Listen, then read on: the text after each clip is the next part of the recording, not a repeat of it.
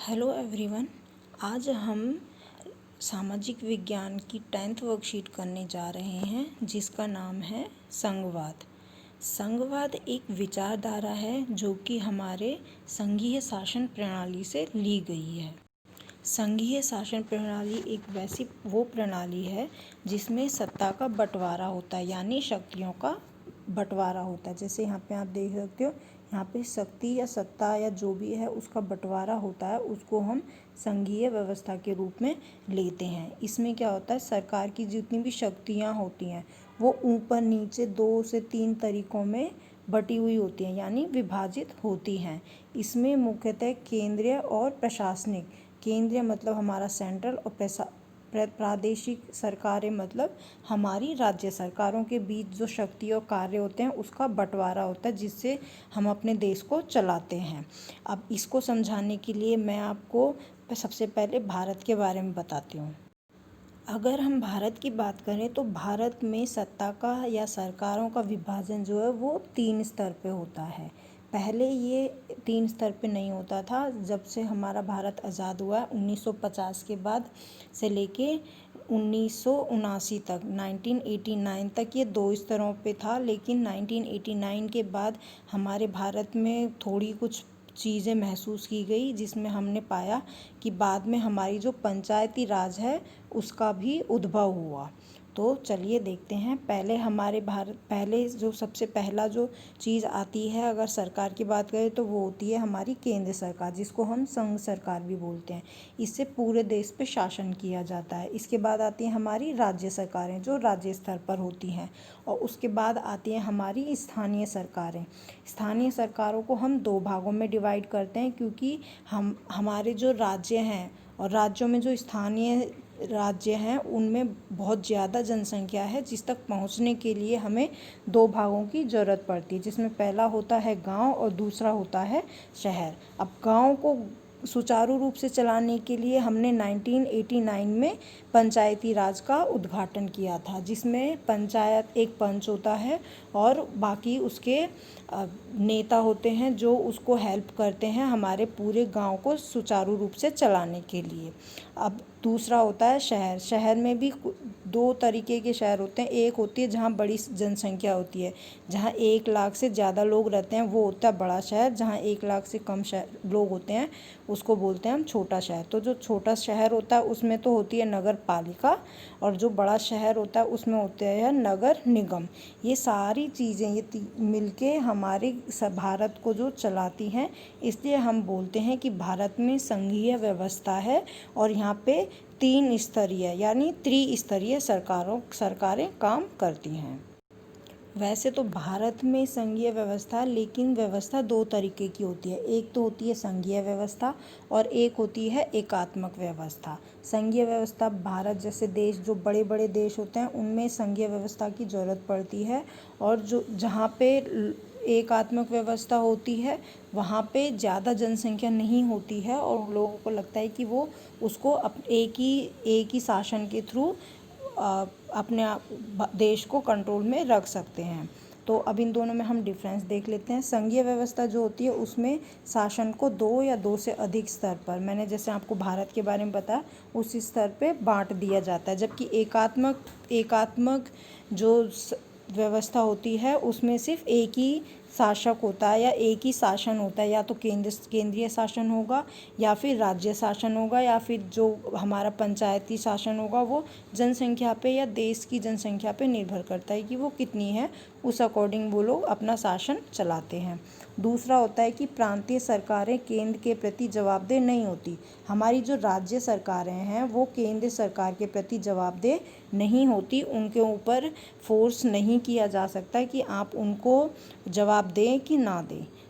यहाँ पे जबकि केंद्र सरकार में ऐसा, प्रांतीय सरकारें केंद्र के अधीन नहीं होती है, जबकि यहाँ पे अधीन होती हैं, एकात्मक शासन व्यवस्था में होती हैं, जबकि यहाँ पे नहीं होती हैं।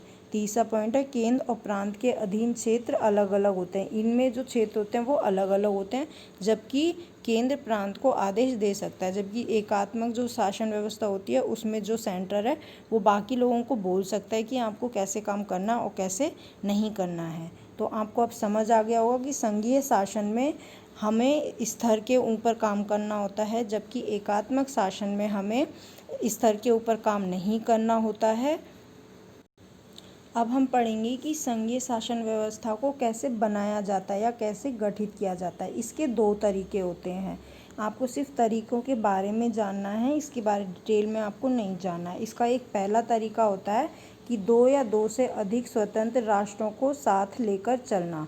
राष्ट्र हो या राज्य हो, उनको साथ लेके चलने का तरीका एक होता है, जो कि हमारे उसमें लगता है ऑस्ट्रेलिया हो गया, यूएस हो गया, क्योंकि ये यहाँ पे पॉपुलेशन कम है, तो वो क्या करते हैं, सारे राष्ट्रों को साथ लेके मिला के उसके बाद काम करते हैं। जबकि दूसरा तरीका है बड़े देशों द्वारा अपने देश की विभिन्नता को जानकर राज्यों का गठन करना। जैसे भारत में होता है, हमारा भारत आज़ादी से पहले हमारे भारत में राज्य नहीं थे, लेकिन उनका गठन कब हुआ, लोगों की ज़रूरतों के अनुसार या उन क्षेत्रीय आधार पे हुआ। जैसे जैसे लोगों की मांग बढ़ती गई, जनसंख्या बढ़ती गई, हमारे देश में भी राज्यों का गठन होता गया। तो ये जो दूसरा तरीका है वो अपनाता है हमारा भारत, जबकि जो पहला तरीका है वो ऑस्ट्रेलिया या फिर यूएसए अपनाता है। तो आपको अब समझ आ गया होगा कि संघीय शासन व्यवस्था को गठन करने के 2 तरीके होते हैं, पहला और दूसरा। अब चलिए आगे बढ़ते हैं। अब यहाँ पे हमारी जो संघीय सरकार है उसकी कुछ विशेषताओं के बारे में बताया गया है। अगर कोई शासन होगा तो उसकी कुछ विशेषताएं होती हैं। तो इसमें से जो हमारी पहली विशेषता है वो है कि 2 या 2 से अधिक स्तरों वाली सरकारें। मैंने अभी बताया संघीय शासन व्यवस्था में 2 या 2 से अधिक की सरकारें होती हैं। उसके बाद है संविधान में प्रत्येक स्तर के सरकार की शक्तियों का वर्णन है। हमारा जो संविधान लिखा हुआ है कॉन्स्टिट्यूशन, वो एक रिटर्न संविधान है, वो एक लिखित संविधान है जिसमें प्रत्येक स्तर की जितनी भी सरकारें और राज्य, केंद्र या प्रांतीय सरकारें, उनकी शक्तियों के बारे में लिखा हुआ है। ठीक है। इसके बाद आता है एक ही नागरिक समूह पर शासन करते हुए विभिन्न अधिकार क्षेत्र। इसका मतलब ये है कि अगर एक समूह एक शासन जो है वो किसी पे अधिकार कर रहा है तो उसके अधिकार अलग अलग हो सकते हैं, ज़रूरी नहीं है कि हर एक राज्य के सेम अधिकार हों। इसके बाद होती है स्वतंत्र न्यायपालिका। न्यायपालिका आपको पता है जो हमारी सबसे सर्वोच्च न्यायपालिका है, जो हमारे जितने भी कानून होते हैं, जितने भी रूल्स रेगुलेशंस होते हैं, उनमें कोई कमी आती है तो उसका जो न्याय करता है वो होता है हमारी न्यायपालिका। और ये स्वतंत्र होती है, ये किसी के अधीन नहीं होती। ये प्रधानमंत्री, राष्ट्रपति, इससे इसका कोई लेना देना नहीं होता है, ये बिल्कुल स्वतंत्र होती है। इसके बाद आता है संविधान संशोधन आपसी सहमति से। हमारा जो संविधान है, अभी मैंने बताया रिटर्न कॉन्स्टिट्यूशन है, लिखित संविधान है, जिसमें चेंजेस करना बहुत मुश्किल होता है। लेकिन अगर हमें उसमें कोई चेंज करना है, संशोधन करना है, तो उसके लिए हमें जितने भी हमारे न्यायिक प्रबंधक हैं, जितने भी हमारी लोकसभा है, राज्यसभा है, इन सबकी सहमति से, सबकी सहमति होनी चाहिए, तभी हमारे संविधान में चेंजेस आ सकते हैं। इसके बाद होता है देश की एकता और क्षेत्रीय विविधता में सामंजस्य। अब हम बोलते हैं हमारा भारत एक है, भारत में विभिन्नता है, तो जो हमारी विभिन्नता है और जो एकता है उसको भी हमें साथ में लेके चलना होगा, क्योंकि भारत जैसे बड़े देश में जहाँ अलग अलग कल्चर हैं, अलग अलग बोली हैं, उनको साथ में लेके चलना के लिए जितनी भी चीज़ें होती हैं वो हमारी सारी संघीय सरकारों के ऊपर डिपेंड करती हैं और वो इन चीज़ों का ध्यान रखती हैं। तो आपको यहाँ तक समझ आ गए होंगे। अब चलिए क्वेश्चन आंसर पे चलते हैं। पहला प्रश्न है संघीय व्यवस्था किस प्रकार सत्ता की साझेदारी का एक रूप है। अभी मैंने बताया आपको संघीय व्यवस्था जो है वो सत्ता की साझेदारी, मतलब जो हमारी पावर्स हैं उसको मिलजुल कर जो काम करती है उसका एक रूप है। कैसे बताना है, एक रूप इसलिए है क्योंकि हमारी जो संघीय व्यवस्था है वो 3 स्तर में विभाजित है, और मैंने जैसे आपको भारत के बारे में बताया था वो इसका आंसर है। दूसरा है क्या हमारा देश भी संघीय व्यवस्था वाला देश है। समझाइए। हाँ, हमारा देश संघीय व्यवस्था वाला देश है क्योंकि हमारे देश की जनसंख्या बहुत ज़्यादा है और पूरे भारत को कंट्रोल में रखने के लिए हमें 2 या 2 से अधिक स्तर की सरकारों की ज़रूरत पड़ती है। तीसरा है संघीय व्यवस्था हमारी सरकारों में अंतर भी हो सकता है। संघीय व्यवस्था वाली सरकारों में भी अंतर हो सकता है। हाँ, हो सकता है, क्योंकि जैसे मैंने आपको बताया 2 तरीके की सरकार होती हैं। एक तो होती है केंद्र सरकार और एक होती है प्रांतीय सरकार या राज्य सरकार। तो राज्य सरकार और केंद्र सरकार के अलग अलग रूल्स और रेगुलेशंस होते हैं। केंद्र सरकार राज्य सरकार में इंटरफेयर नहीं कर सकती है और राज्य सरकार स्वतंत्र होती है। तो इस तरीके से केंद्र और राज्य दोनों में अंतर होता है। जबकि केंद्र सरकार जो है वो पूरे भारत को देखती है और राज्य सरकार जो है वो सिर्फ अपने राज्य को देखती है।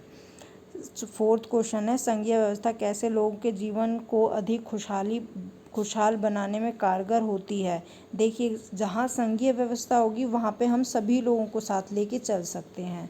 जैसे अब भारत जैसे बड़े देश में क्या होता है कि अगर सिर्फ केंद्र स्तर पर सरकार होगी तो वहाँ पे सब लोगों तक पहुँच पाना बहुत मुश्किल होगा। लेकिन वहीं पे अगर हमने जैसे कि हमने देखा 3 स्तर पे सरकारें हैं, तो हम हर एक स्तर पे जा के हर लोगों से मिल सकते हैं, उनकी परेशानियों को पूछ सकते हैं और इस तरह उनके जीवन को हम खुशहाल बना सकते हैं। तो मैं होप करती हूँ कि आपको ये समझ आ गया होगा। अगर अभी भी किसी को कोई दिक्कत हो तो प्लीज़ आप मुझसे पूछ सकते हो और अभी ये वर्कशीट करके आप मुझे सेंड करिए। Thank you.